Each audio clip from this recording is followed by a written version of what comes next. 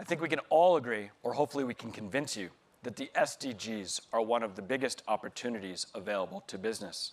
It's going to take, though, greater partnerships, greater C-suite engagement, and greater setting and tracking of goals, just to name a few of the things that are going to move the needle. Here to share their stories about how they are beginning to mobilize against the SDGs are executives from AB InBev, Kingfisher, and AstraZeneca. Please join me in welcoming them to the stage right now for a conversation with James Gomme, Director for Sustainable Development Goals at WBCSD. Thank you.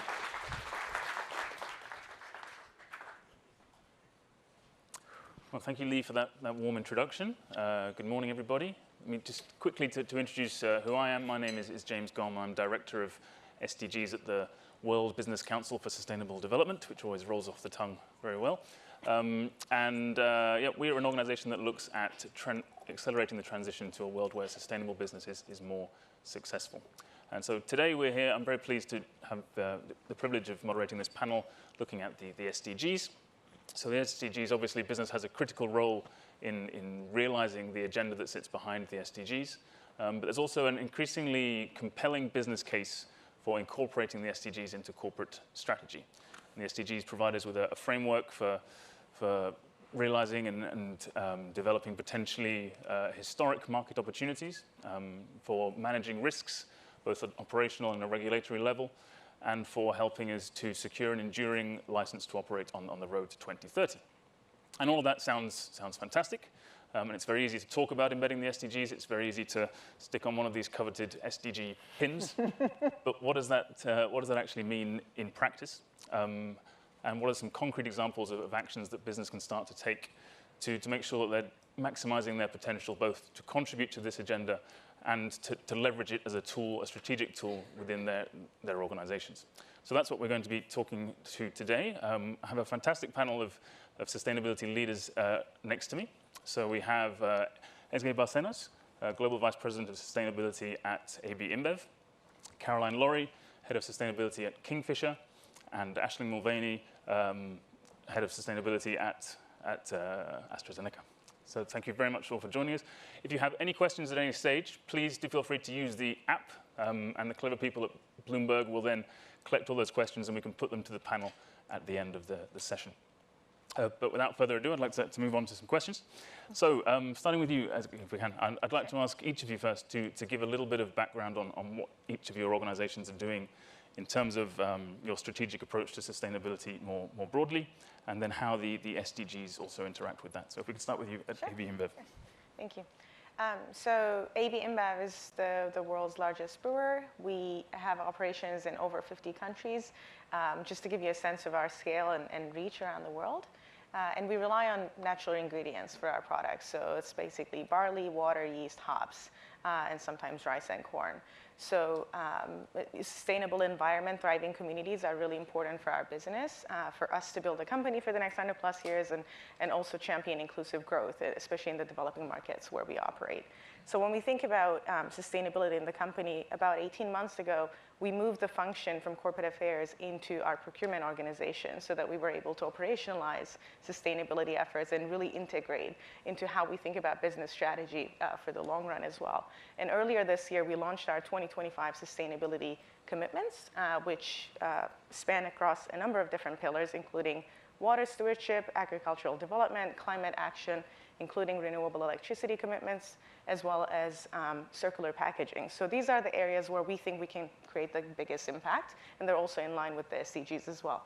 So just to give you an example, our climate action and 100% renewable electricity commitments are in line with goals number 7 and 13. And what we're trying to do there is to bring, especially in renewables, additional capacity to nearly 50 markets around the world in terms of wind power and solar power. And we announced this commitment a year ago. This was the first one that we announced, and then we announced the rest of the public goals. And by end of the year, we expect to be at 50% contracted. That may not mean much, but just to, again, give you a sense of the scale, we're looking to convert over 6 terawatt hours of electricity from brown to green in these markets. And the way we're going to go about it is not investing in existing assets and through credits and certificates, but to actually get into long-term contracts, power purchasing agreements, bring that additional capacity to the markets. And this is something we're really passionate about. We also know that we don't know how to get to 100% just yet. We are operating in some challenging markets as well, but we're taking it one market at a time. And you'll hear some new commitments coming out with new markets coming online soon.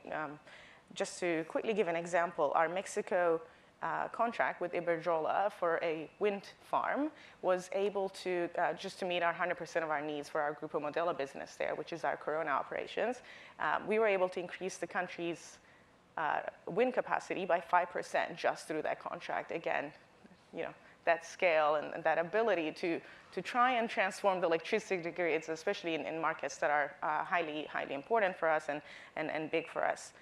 So that's just one example, but there are many other examples. If you think about water, goal number 6, water access, water stress is a big issue for our business. It's also a big issue for our communities in many developing countries around the world, across Africa, across Latin America, and even in some developed markets like the US, we are facing water stress, and we know that it's a very critical issue.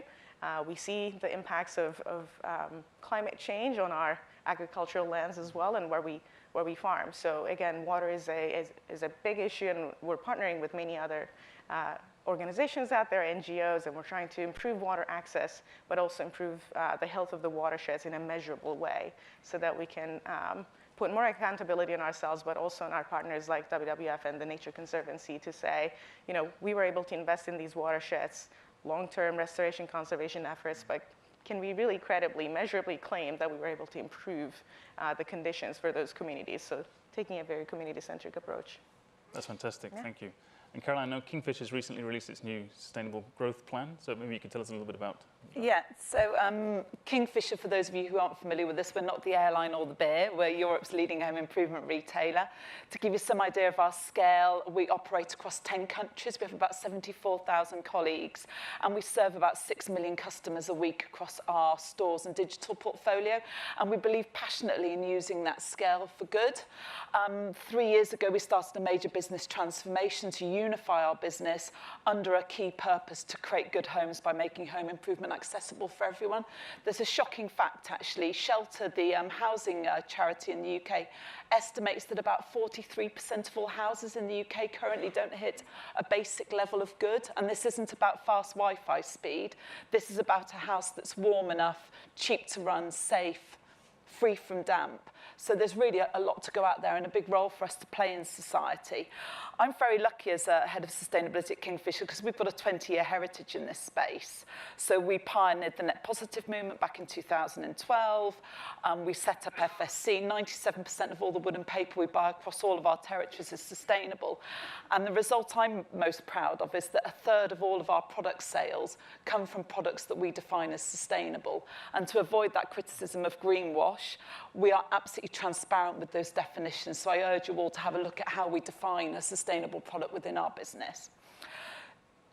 2 years ago, despite all of those achievements, we realized that we were ultimately failing to connect with our most important stakeholders, and I think a lot of businesses fail here. We weren't making this really relevant to our customers and our colleagues. So we re-looked at our strategy 2 years ago. We went out into customers' homes and we talked to them about sustainability, but we didn't use that word. Customers think sustainability is real jargon, so you talk to them about how they live in their homes.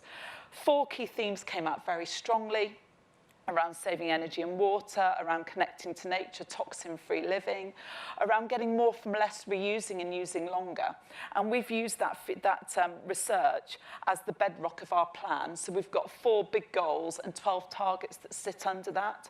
And these are absolutely aligned with the SDGs, which we kept referencing back to, doing gap analysis against and referring to. Fantastic, thank you very much.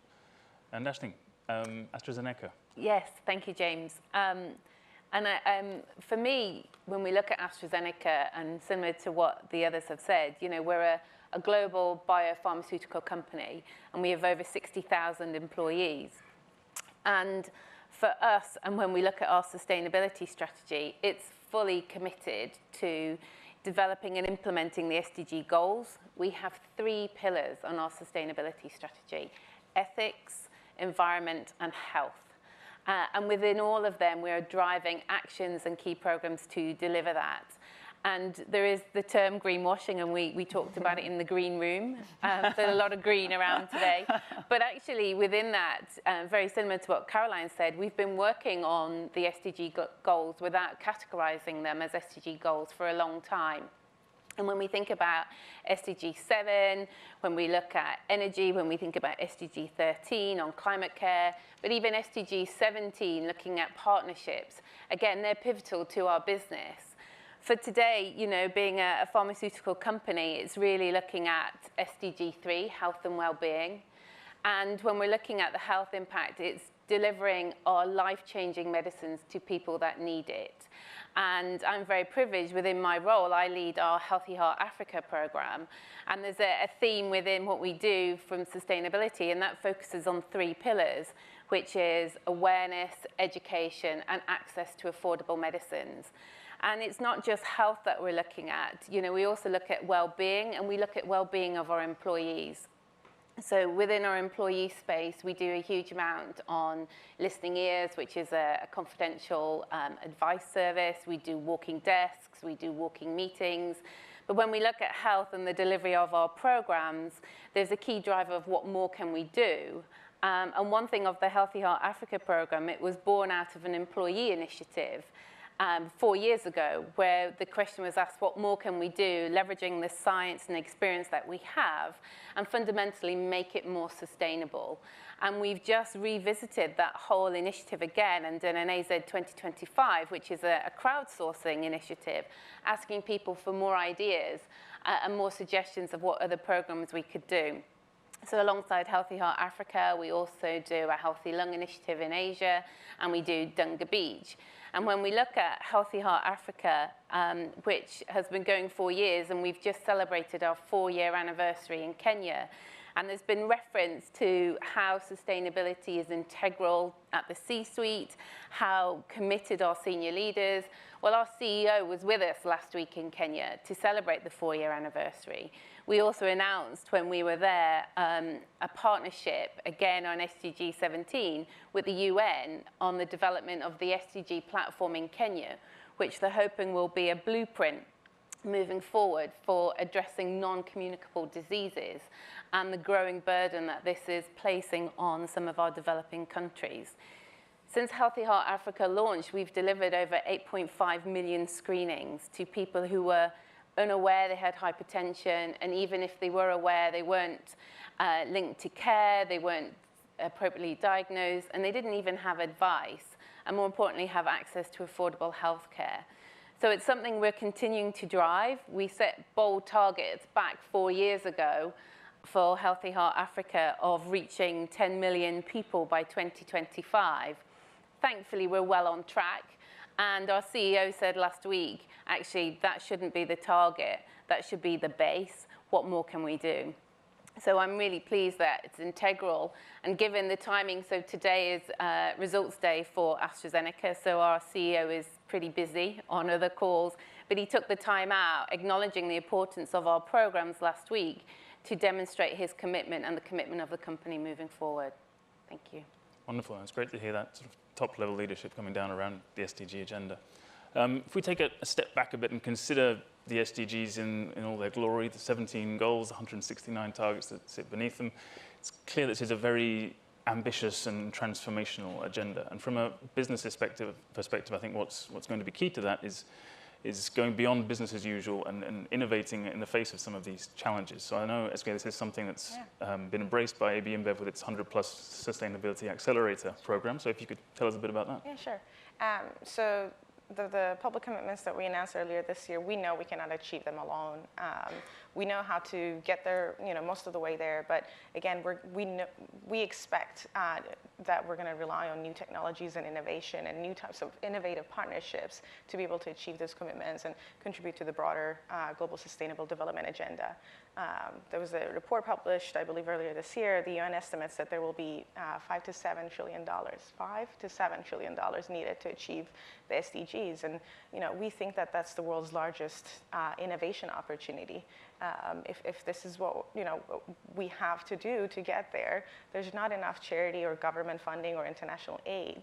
It's going to be up to the private sector to step up and invest in these new technologies and partnerships and scale up breakthrough technology. So what we did is earlier this year, we announced our 100+ Sustainability Accelerator. So this is our corporate accelerator trying to identify small businesses, enterprises around the world that can help us solve some of the world's most pressing challenges, environmental and social challenges that are shared problems, both to us and our communities and our supply chain as well. So we work with our local peers around the world and nearly 50 countries, and we collected hundreds of challenges that they submitted to us, whether it's operational challenges, supply chain or value chain challenges, et cetera, and we narrowed them down to 10 key themes, and we published those earlier this year and issued these challenges to the world, in a way crowdsourcing ideas for how we can solve some of these problems. And in less than 2 months, we got over 600 applications from nearly 20 countries of startups, enterprises, scientists, even some universities have applied, and we selected a really highly qualified group of companies. 21 companies are in our cohort right now, in our first cohort. This is something we're hoping to do every year. 21 companies representing, I believe, 12 countries that have come to New York for a boot camp where we taught them about lean thinking, design thinking, startups, offered them some business and marketing skills as well. And now they're all flying back out to those local countries to pilot these initiatives. And these are fantastic. I mean, there's one called Magic Water that is looking to get water out of air. There's another one called Do Eat that's around edible packaging, and we're trying to explore what that means. And that edible packaging comes from our spent grain, so the leftover grain from our brewing process. So we're really trying to innovate and think outside the box.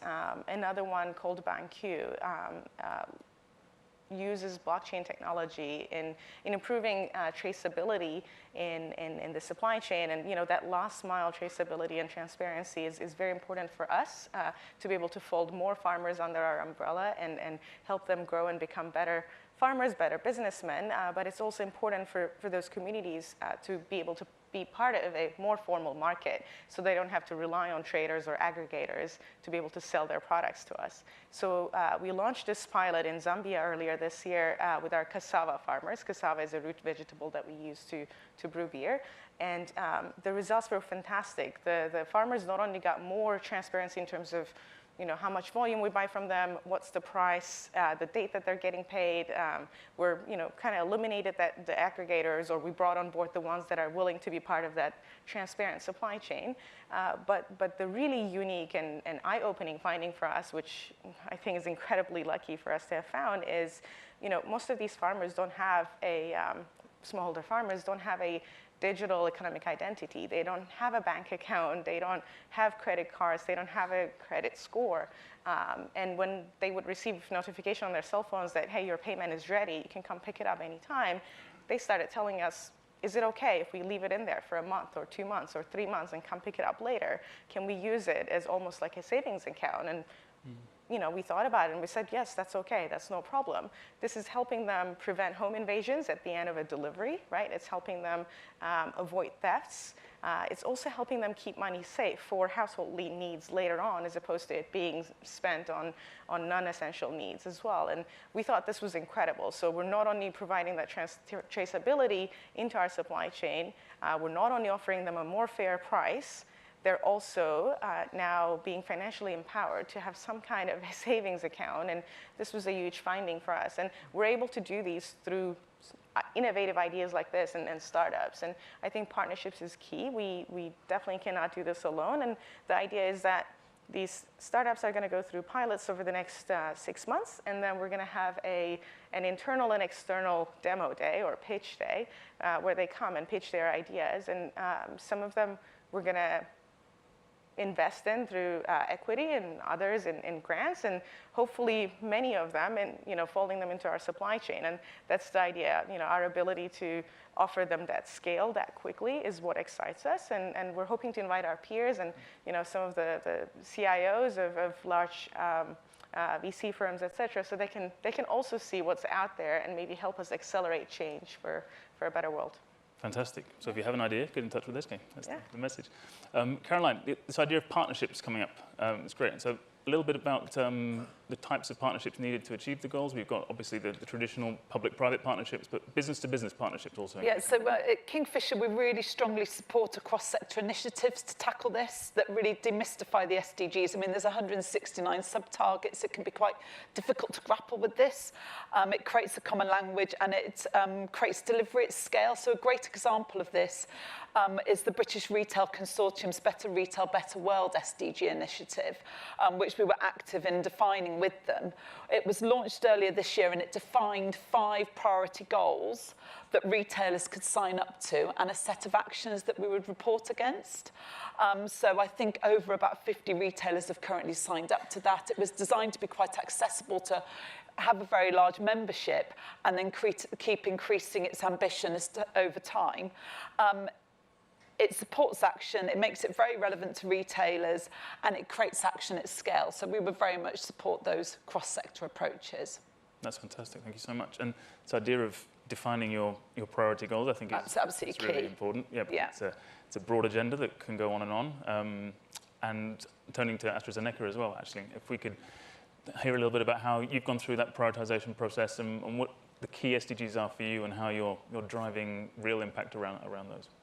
Thank you, James. I think, as I briefly mentioned, we address a multitude of SDGs, but the main focus as a healthcare company for me and the program that I lead is SDG 3, health and well-being.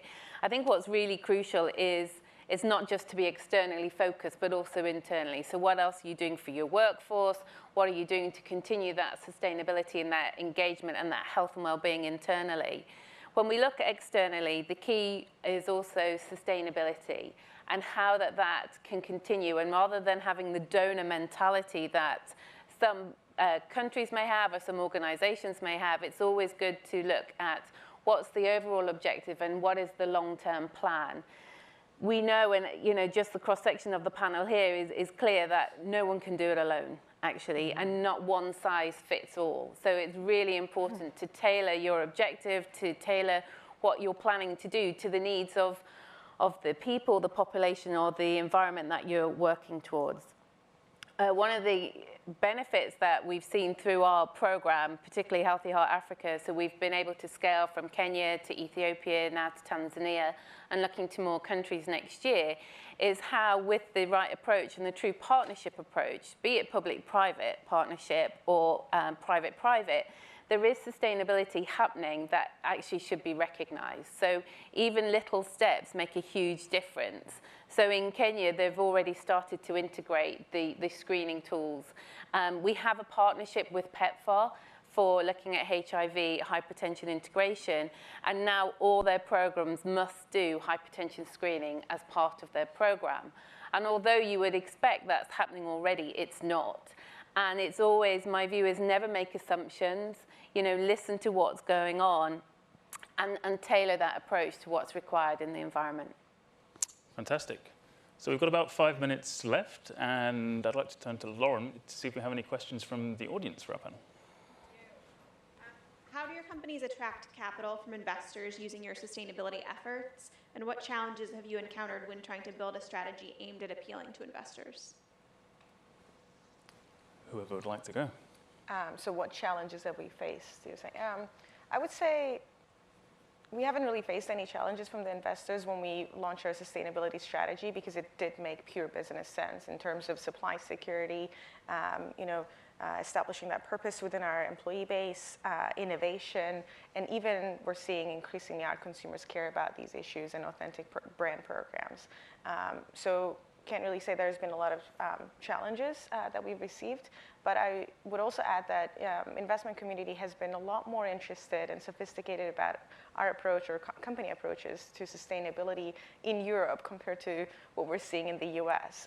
So that's been a really nice learning. Over the last 4 or 5 years, we've had many roadshows with many SRI funds, as well as some more mainstream investors that are interested in learning more about what we're working on, and yeah, really looking into the ESG metrics and reporting. Yes, similarly, we've done active engagement with the ESG community, and it's been very well received. Often the conversations we have within that community can be very helpful to take back into our business as well and help engage our CFO on the agenda and move us forward. So there's a two-way conversation there. And in terms of, we don't build our strategy for the investors, we build our strategy for our customers and to drive commercial and environmental and social benefit. So when you align those things, you hit a sweet spot and you drive business benefit. Same. Yeah, absolutely the same. And I think the voice is there, and there is a lot more interest. And for me, it's such a positive environment right now that there is that two-way dialogue. Yesterday, we heard about investing in SDGs. To what extent are you thinking about how your pension offerings align with the SDGs? Do businesses have an obligation to enable employees to invest in business sustainability objectives beyond what happens in the workplace? A specific one? Yeah. I mean, it's something we've definitely been thinking a lot about, and especially as we ramped up our sustainability efforts, we've got many more peers that are coming up to us now to say, how do I play a role in sustainability? I sit in marketing or in operations or in corporate affairs. So there's definitely that greater willingness from the employees. So I don't know if it's the business's obligation, but I know that more and more so we're being asked. So it's something we're either going to have to respond to or get ahead of and build these programs for employees. And yeah, I think it's very critical. You know, purpose driven efforts and organizations are increasingly becoming more important for not just consumers, but also for our employee base. Yeah, and I think just from our perspective, you know, we don't package things for SDGs for employees. What we do is make our employees aware of what we do. And sustainability and SDGs are more than just the green stuff. So what else are we doing out there? Notifying and sharing. And Healthy Heart Africa is a prime example. It was actually born out of an employee idea, actually to continue reinvesting and doing more for communities less well served. I would agree. I mean, on the pension side of things, absolutely ethical investment within our pension funds. We're very lucky we've got high engagement with that team. With our colleagues, we've just got to remember that there's a lot of jargon in this area. Sustainability is a jargon word. SDGs are jargon words. You've got to demystify it for colleagues and talk in a language that they understand about their families, their communities, their homes, and then they really begin to connect with this agenda. I think we have time for one more. How are you measuring impact from the SDGs and actions related to them beyond just case studies? Question. We're making a start on this. I wouldn't say we've got all the answers. So within our sustainability report, we give an overview of our approach. We use icons to flag up what activities support specific goals. We have a UN SDG index, which relates our delivery back to the relevant 169 sub-targets. But that's only a start. What we would like to see move, because the wording around the targets ultimately was used to address government and policymakers, so it can be quite hard to reflect that back into business. So we support organisations like yours and the GRI and the Global Compact, who are looking to come up with a key set of KPIs that we would all report against, which would create consistency of reporting in this space. Yeah, and I think from our perspective, it's still a relatively new space. So what's really important is to have a tailored approach with the partnerships and the environment, the countries that you're working in. And then as things spread out and as the KPIs are matched, then look to align with that. But internally, we have set goals from our sustainability targets. That's outlined in our sustainability report. And we have an ambition to reach 200 million patients by 2025. So we're continuing to drive our own strategy. Yeah, and I would quickly add that, you know, every public commitment and the progress towards the public commitments, we get third-party assurance. So that's one way of making sure we're increasing transparency and disclosure. We report at the global level, but also at the country level. But what we really find has been really helpful is that subnational engagement and working with municipalities and mayors and trying to figure out unique impact to that local area. And that's been really interesting to find ways to report out to them. Wonderful. So thank you so much. I think it's time for us to wrap up now, but I think we've covered in a short time span a lot of the key aspects of integrating the SDGs, from partnerships to the SDGs as an engine for innovation, to the importance of defining priorities, and then next steps, measuring impact and reporting. So thank you very much to our panel, and thank you all for listening today. Thank you.